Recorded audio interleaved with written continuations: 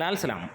എമ്പുരാനിൽ മോഹൻലാൽ തുടങ്ങി ഏകദേശം 32ഓളം ക്യാരക്ടേഴ്സ് പുറത്തുവിട്ടുവെങ്കിൽ അതുകൂടാതെ മികച്ച ഇനിയും ഒരുപാട് താരങ്ങളുണ്ട് എന്നുള്ളതാണ്.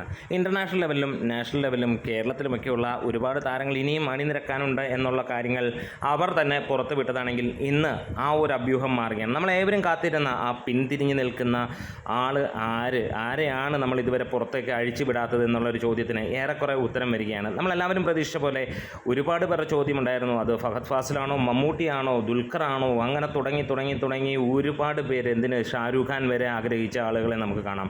ചാനലൊന്ന് സബ്സ്ക്രൈബ് ചെയ്തെന്ന കാര്യം ഇതിനിടയിൽ ഒന്ന് ഓർമ്മിപ്പിക്കുകയാണ്.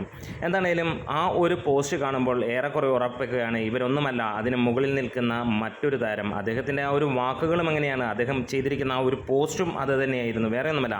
A junior artist working in Empuraan just shared A fan made poster featuring Don Lee എന്നുള്ളതാണ്. അതായത് ആ ഒരു രീതിയിലുള്ള ആ ഒരു പോസ്റ്റർ വന്നു കഴിഞ്ഞപ്പോൾ I am junior artist working എന്ന് പറഞ്ഞിട്ട് ഡോൺലി പോസ്റ്റ് ചെയ്തിരിക്കുന്നു. ചുമ്മാതെ ഡോൺലി കയറി പോസ്റ്റ് ചെയ്യേണ്ട കാര്യമുണ്ടോ എന്നുള്ളതാണ് ആദ്യത്തെ ചോദ്യം എന്നുള്ളത്. എന്താണെങ്കിലും ഇവിടെ ഏറെക്കുറെ ഉറപ്പാക്കുകയാണ്, 90% നമുക്ക് ഉറപ്പ് വരികയാണ്. അതിലെ നമ്മൾ നമ്മൾ ആകാംക്ഷയോടെ കാത്തിരുന്നത് ആര് എന്നുള്ള ആ ഒരു ചോദ്യത്തിന് ഉത്തരം ഡോൺലി തന്നെയാണ്. ഡോൺലി മാത്രമല്ല, ഡോൺലി കൂടാതെ മറ്റു താരങ്ങളും ഇതിനകത്തിൽ ഇനിയും അണിനിരക്കാനുണ്ട് എന്നുള്ളതാണ്.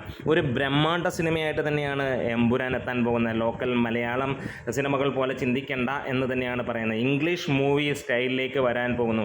ഇതുവരെ മലയാളം കണ്ടിട്ടില്ലാത്ത, ഇന്ത്യൻ സിനിമകൾ കണ്ടിട്ടില്ലാത്ത തരത്തിലുള്ള ഒരു സിനിമ തന്നെയാണ് എമ്പുരാൻ എന്നുള്ളതാണ് ഏറെക്കുറെ ഉറപ്പാക്കുന്നത്. ഇതിനോടകം തന്നെ ഇതിൻ്റെ ഗംഭീരമായിട്ടുള്ള ഓരോ വിഷ്വൽ കാണുമ്പോഴും നമുക്ക് ഉറപ്പിക്കാം ഇതുവരെ മലയാളമോ ഇന്ത്യൻ സിനിമയോ കണ്ടതിന് മുകളിൽ നിൽക്കുന്ന ചിത്രമായിരിക്കുമെന്നുള്ളത്.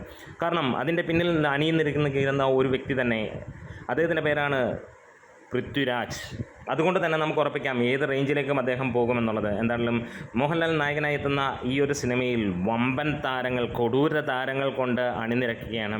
ഫ്രാഞ്ചൈസിയുടെ 3ാം പാർട്ട് വരുമ്പോൾ അതൊരു പക്ഷേ ഇംഗ്ലീഷ് മൂവിയായി മാറും എന്ന് തന്നെ നമുക്ക് പറയാം. കാത്തിരിക്കാം. നിങ്ങൾ ആരൊക്കെയാണ് സിനിമയ്ക്ക് വേണ്ടി കാത്തിരിക്കുന്നത്? ഡോൺലി ഉണ്ടാകുമെന്ന് ആഗ്രഹിച്ചവരാരൊക്കെയാണ്? കമൻസിലൂടെ രേഖപ്പെടുത്താം. ലാൽ സലാം.